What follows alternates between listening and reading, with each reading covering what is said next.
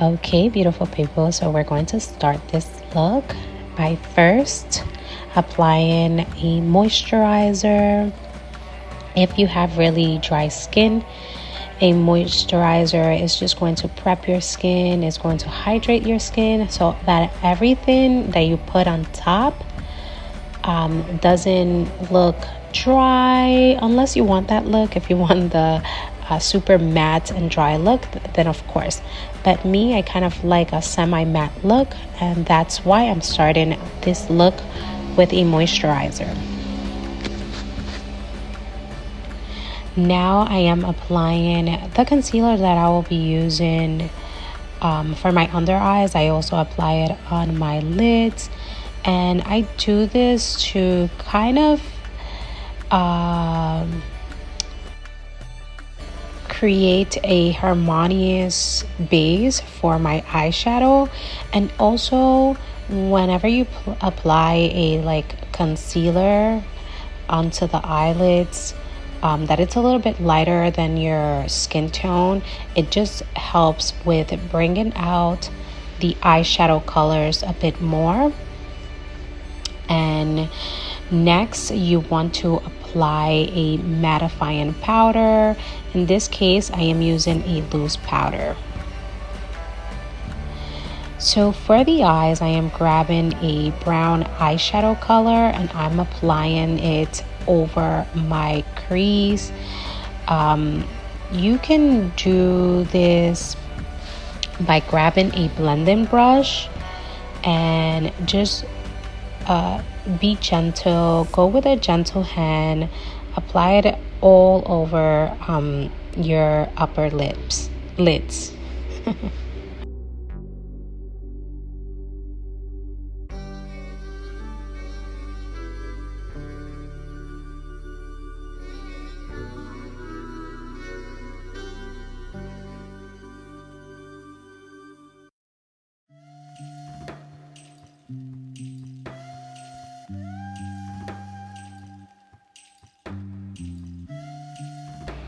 Now I am grabbing the same blending brush and I'm just grabbing a darker brown eyeshadow color, and I'm just applying this on the outer V of my eyes. As you can see, you want to keep it on the outer V just to create the look that you have a bigger eyelid, and this is especially true if you have almond eyes like me.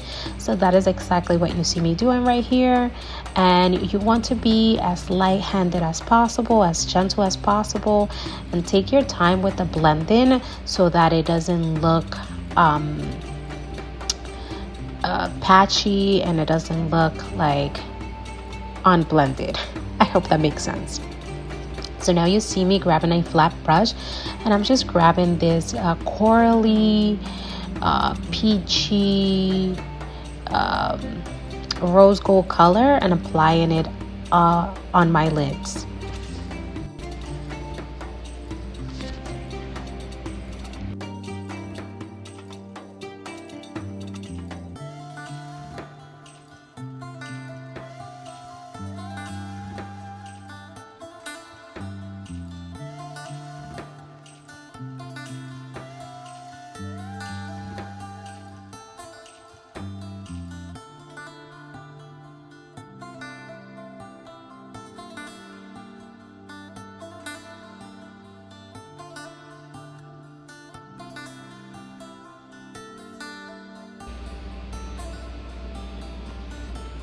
And I'm going again with a flat brush and just applying a little bit more of a coral shimmer shade, just to create more dimension and to add a little twist to it. Doing makeup is about having fun, so just have fun with this and experiment and make it yours. So now you're going to grab your favorite eyeliner and create a wing line. If you want a more detailed step-by-step video that will teach you how I do my wing eyeliner, I will link it in the description box, and you can also see a pop-up link here in the video.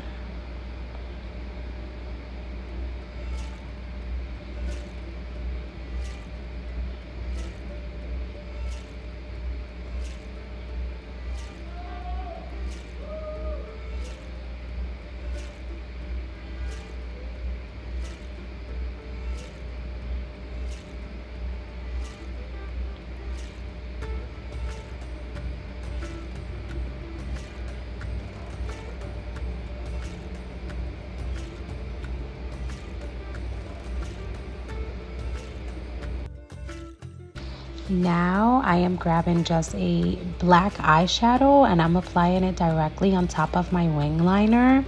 So the reason you want to do this is to take the harshness and the reflective property of a liquid eyeliner. And I want to do this because I want to give it a more mature look and also just soften that shine on the eyeliner. This step is definitely optional, but if you want to just do exactly this look, then that is what I'm doing. Next, you want to apply your favorite mascara. And I've said this time and time again, but I just love mascara, especially if you want your eyes to pop out, to give you that little flirty vibe. So yeah, and also I love applying mascara because it also helps with diminishing or just working with the fallout from the eyeshadow. So that's one of the reasons why I love using mascara.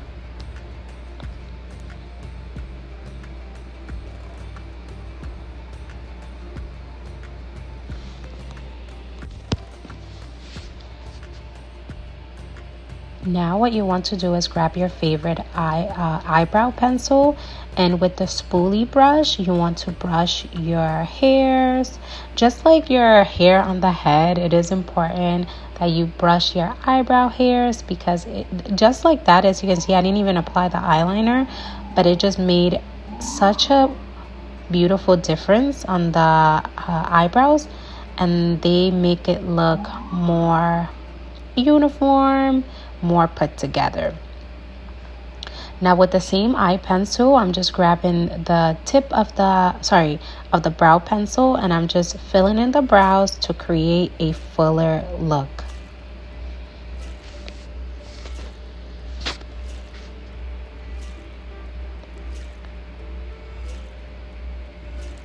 Now for this step, I'm applying my favorite foundation, and as you can see, it is maybe like 1 or 2 shades darker than the skin on my face.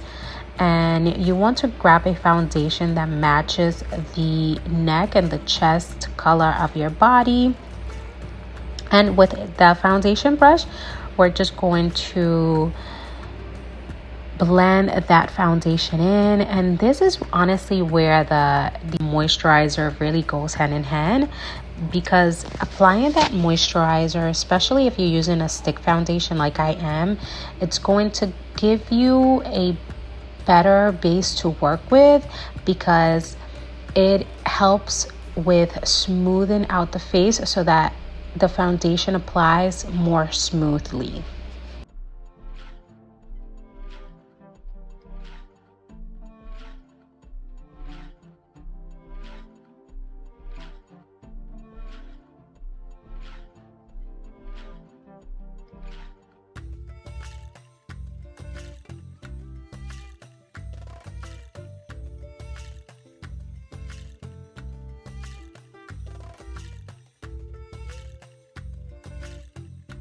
Next step is to apply your concealer, and I'm applying this concealer on the under my eyes, on my forehead, on my chin, and I'm gonna let it sit for a while, because I've noticed that when I let my concealer sit, it just gives me more of a full coverage, and that's exactly what I love. So while my concealer is sitting on my face to give me more of that full coverage, I just go ahead and do my lips. And in this case, I'm grabbing a brown lip liner and applying it all over the lines of my lip, closely, kind of resembling my the borders of my lip. And I also love to shade in my lips with the lip liner, just to create a ombre look. You don't have to do this, but I just love doing it. It's kind of how I grew up, and honestly I think it's like part of the culture now. But again, you can Do it however you're inspired to work with makeup.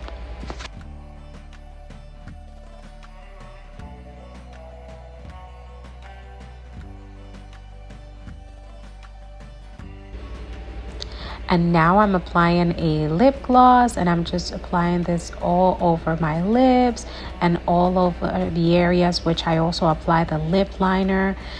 Doing so is going to create a gradient effect so that your lips look more uniform and blended together with the lip liner.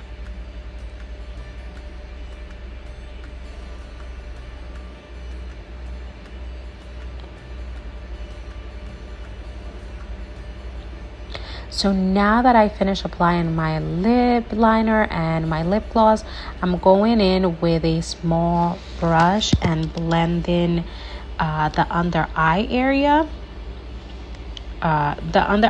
concealer. Now, one trick or one technique that I've learned is to do a tapping motion and tap it like really gently in the eye. And what I've noticed is that when you do that type of motion, the concealer really sinks into your skin, giving you a more full coverage.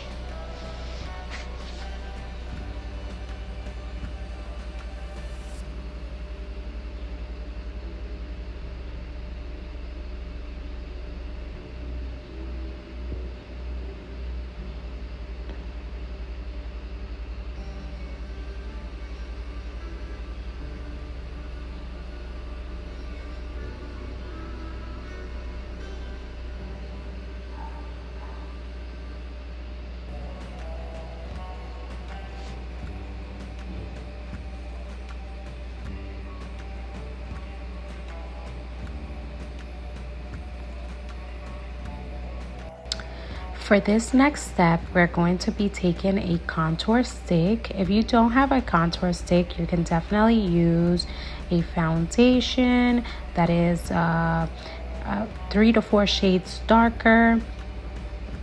And some people in the makeup community will say that this is not a contour stick because contour has like more of a bluish undertone to create shadows. Me personally, I am going to take a bronzy contour stick. And the reason that I do that is because I love a bronzy look. I love to add a glow, like that bronzy effect. And maybe I'll change it in the future, but for now, I am using a a bronzy contour stick to do this step.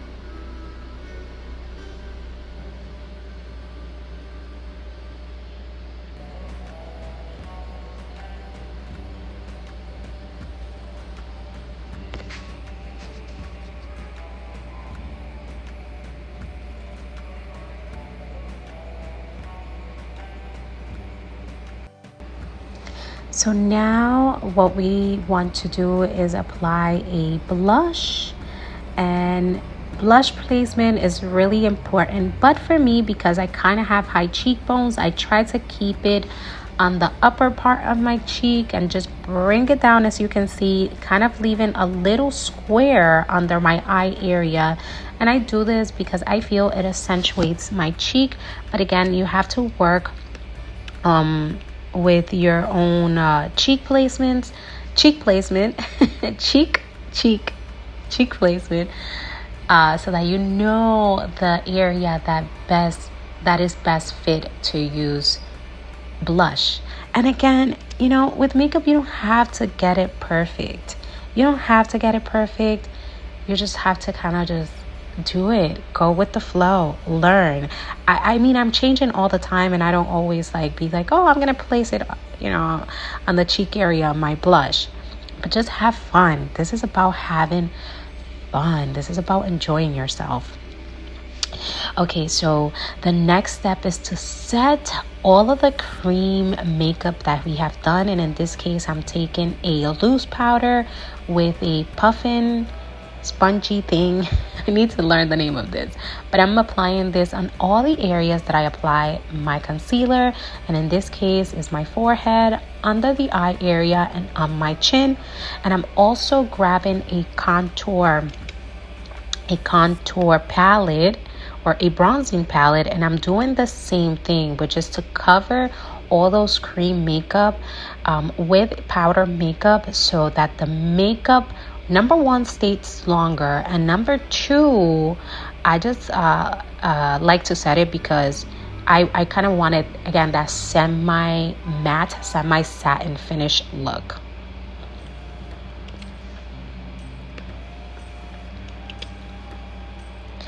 And I forgot to do this earlier, but I am now really liking adding blush on the tip of my nose. I feel it makes my nose look so cute. I've seen this this woman do that, and I was like, oh my god, I'm so inspired to do so. And I just did it. That's what we do. We just do things. But you don't have to do this. You can work with what you got.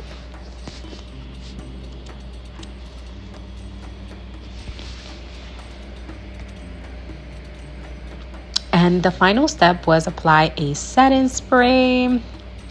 And a setting spray, as the name sounds, is to set your makeup. So just to keep your makeup all in place. I also find, in my experience, that a setting makeup just, blends all the makeup together beautifully. And that's why I did this. If you don't have it, it's okay. Work with what you already have. You don't have to follow what I do step by step. But if you want to do it step by step like me, then of course follow me step by step. But thank you all, ladies and gentlemen, guys and girls, women and men, for watching this tutorial. I really hope that you all love my, what I call, grown woman makeup, because that's the body that I'm embodying nowadays. So this is what I would call my grown woman makeup. Whenever I want to feel like a grown woman, this is the makeup that I'm gonna do. So thank you all so much for watching this tutorial. And if you want to work alongside of me and you want to do energy exchange in the form of me providing beauty advisory services and beauty consultation services, make sure to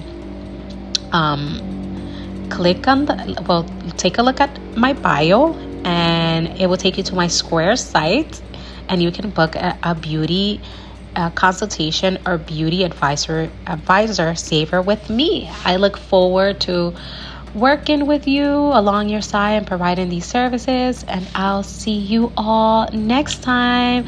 Bye bye.